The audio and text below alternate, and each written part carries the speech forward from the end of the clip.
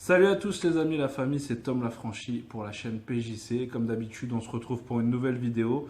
Et ce coup-ci, j'ai eu l'idée de nous faire un petit basique en fait qui se nommera les 10 raisons de croire en Jésus.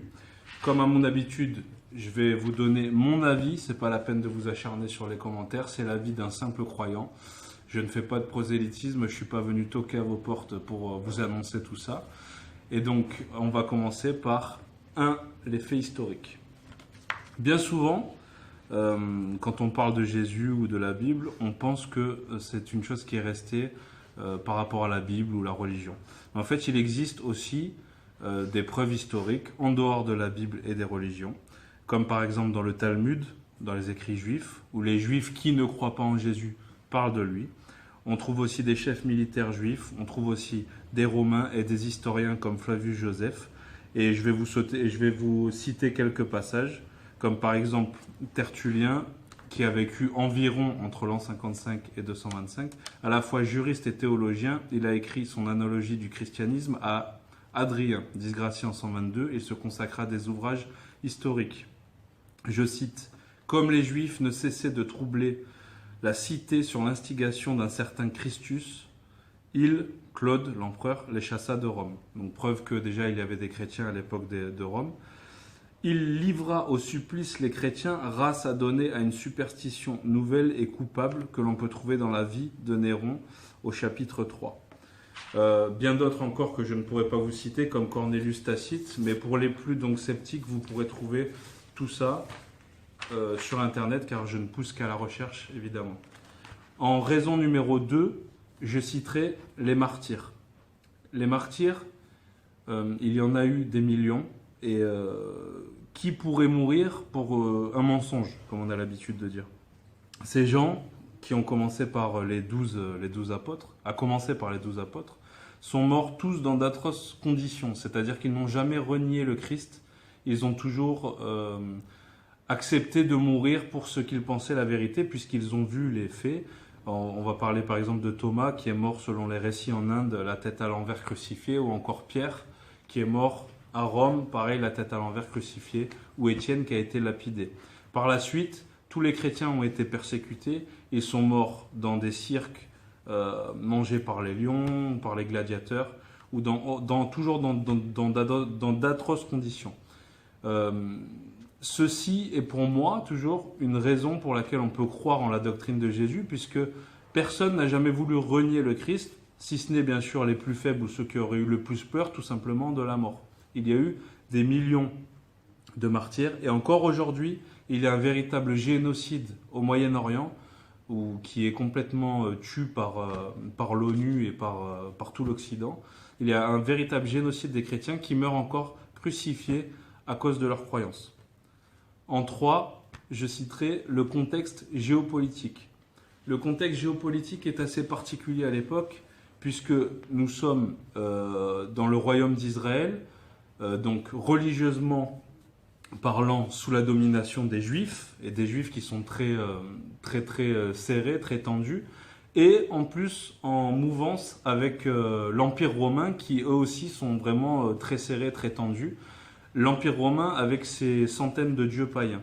Donc il faut savoir donc que la doctrine christique, la doctrine du Christ, est née d'un homme qui est né dans une bergerie selon les écrits qui sont fiables, on y viendra par la suite, et a réussi à exploser dans un contexte plus que tendu. C'est-à-dire que si les Juifs ou si les Romains auraient pu faire taire cette doctrine, ils l'auraient fait. C'est d'ailleurs pour ça que la plupart des gens sont morts et ils n'ont jamais retrouvé le corps, ils n'ont jamais pu faire taire cette doctrine. Donc le contexte est aussi à prendre vraiment en compte. Voilà, ça fait partie pour moi des raisons pour lesquelles je crois en Jésus. En 4, je citerai l'expansion miraculeuse du christianisme.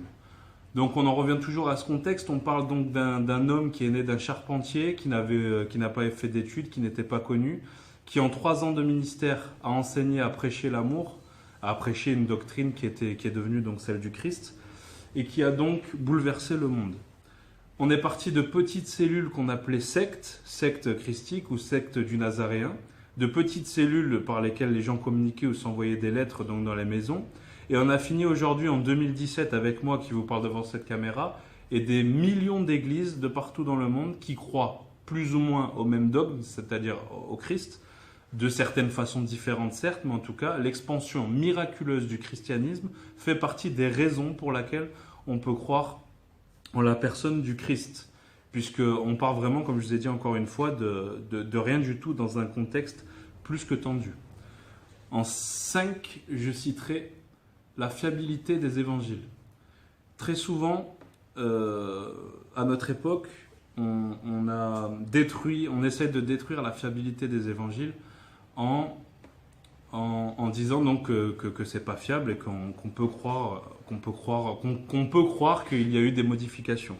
Il faut savoir, et si vous faites des recherches, que les évangiles et les épîtres qui ont été validés historiquement, datés au carbone 14, sont donc réels. Les écrits ont été réellement transmis entre les croyants de l'époque. Et que, à l'école, on apprend quelque chose comme la guerre des Gaules de César qu'on nous dit fiable. Pourtant, statistiquement parlant, la guerre des Gaules est moins fiable que les évangiles. Aujourd'hui, nous sommes dans un pays laïque, nous n'apprenons donc pas les évangiles et les épîtres à l'école. Pourtant, historiquement parlant, nous devrions pouvoir, même par exemple dans un cours de philosophie, se pencher sur les historiques et les épîtres, puisqu'elles sont vraiment fiables. Encore une fois, je pousse juste à la recherche, je ne vous donnerai pas tous les détails car je fais une vidéo assez courte sur ce sujet, mais vous pouvez vérifier par vous-même. En 6, je citerai les prophéties déjà réalisées.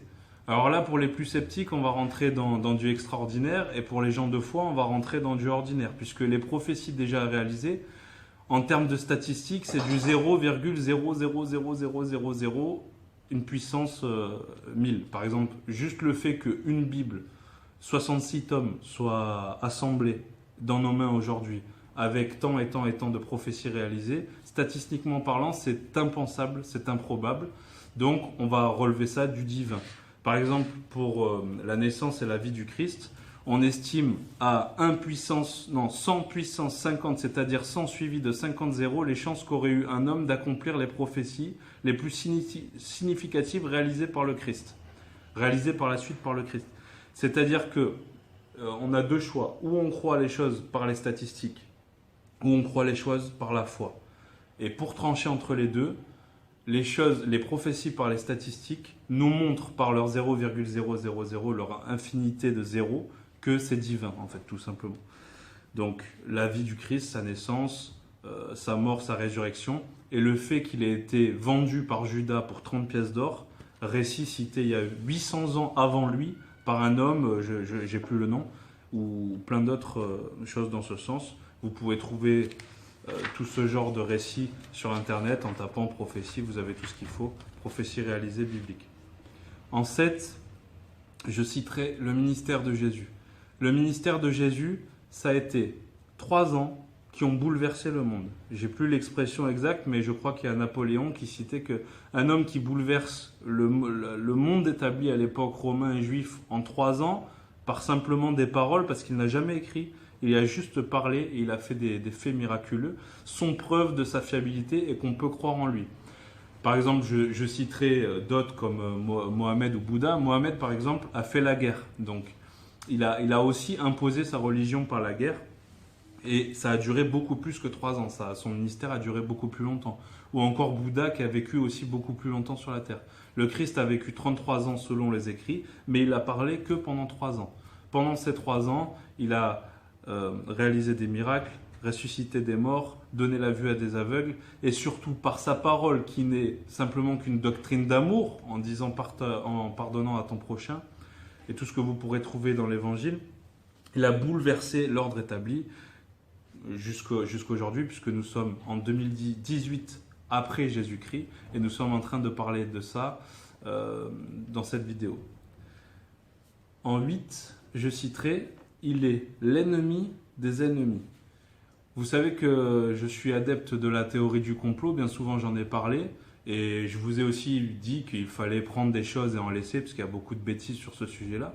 Mais si on va toujours plus loin dans la théorie du complot, et si on va toujours plus loin dans les élites satanistes et dans les élites tout court, vous vous rendrez compte que chez les Illuminati, les francs-maçons ou autres, dans la doctrine pure et dure qui est luciférienne, je n'invente rien, vous regardez les lettres d'Albert Pike ou les dires d'Skull and Bones, vous trouverez toujours la personne de Jésus pour ennemi. C'est pas Allah, c'est pas Bouddha, c'est Marie, c'est toujours Jésus qui est l'ennemi, puisque le but ultime à tout ça serait de faire venir un antichrist, donc qui serait l'inverse de Jésus. Et donc l'antichrist, c'est pas l'anti-Bouddha ou l'anti-Marie, c'est bien l'antichrist. Donc sur ce sujet-là, vous pourrez trouver de nombreuses choses.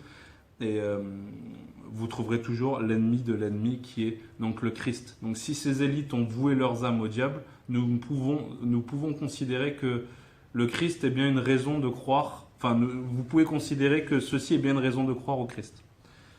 En 9, je citerai des millions de témoignages similaires. Si vous prenez mon témoignage à moi, Tom, et que je vous raconte ma vie comme vous avez pu le voir dans d'autres vidéos, je vous parle d'une ancienne vie, d'une repentance, d'une prise de conscience, d'une vie spirituelle et d'une relation avec Dieu par la prière, le jeûne et la pratique. Eh bien, vous trouverez, que ce soit à Tombouctou ou au fin fond de la Chine, les témoignages similaires. C'est-à-dire que si vous parlez avec un chrétien réellement né de nouveau, qui pratique sa foi, il vous donnera exactement les mêmes faits, les mêmes vécus, les mêmes ordres similaires, enfin les mêmes choses similaires à moi. Donc nous sommes des millions dans le même cas, voire du coup des milliards avec les gens qui sont morts avant. Vous pouvez le trouver dans des situations, enfin dans des événements par exemple comme la marche pour Jésus, ou si vous faites passer des gens un à un devant le micro, ils vous raconteront la même chose. Pourtant, il y a encore un siècle, les gens n'avaient pas de télévision, il n'y avait pas de médias, et vous pouvez trouver des écrits dans des livres avec des témoignages qui seront similaires à ceux des croyants. Et donc en 10, je vais faire mon cahier parce que je n'ai pas de notes sur ça, j'intitulerai ça « La plus belle histoire du monde ».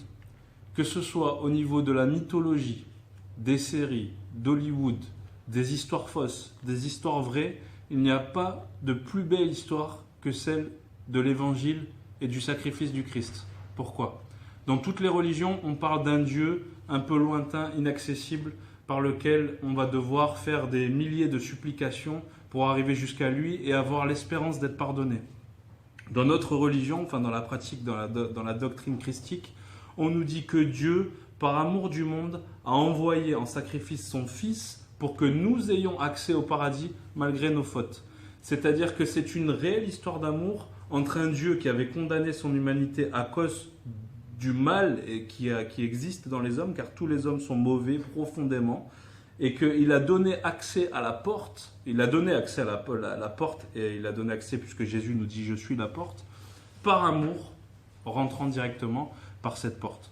Car Dieu a tant aimé le monde qu'il a donné son Fils en sacrifice afin que quiconque croit en lui soit pardonné et ait accès au paradis. Quelle plus belle histoire avez-vous déjà vu, des plus belles histoires que ça, qu'un Dieu qui descend du ciel pour donner l'amour à ses enfants et la clé, puisque dans la plupart des religions, nous sommes condamnés et dans celle-ci, nous ne le sommes pas.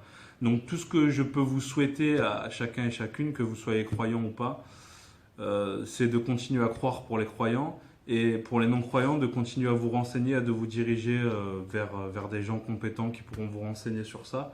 Parce qu'aujourd'hui, en 2018, le monde va très mal et on s'approche même, je pense, d'une guerre planétaire qui va être terrible. Et je pense que vraiment, spirituellement parlant, ça fera de mal à personne. Donc vous pouvez laisser en bas dans vos commentaires vos mails, je peux vous contacter. Vous pouvez bien liker, partager parce que ça sera une récompense pour mon travail. Partagez à fond mon travail. Merci à tous en tout cas d'être restés jusqu'au bout de cette vidéo. Merci pour vos partages, vos commentaires. On s'encourage à fond. Ça fait vraiment plaisir parce qu'il y a beaucoup de gens qui suivent. Vous êtes de plus en plus nombreux à être abonnés. À voir aussi sur ma page Facebook Pourquoi je crois et Tom Lafranchi, mon profil privé. Je vous souhaite grâce et bénédiction à tous et que la paix du Christ soit avec vous.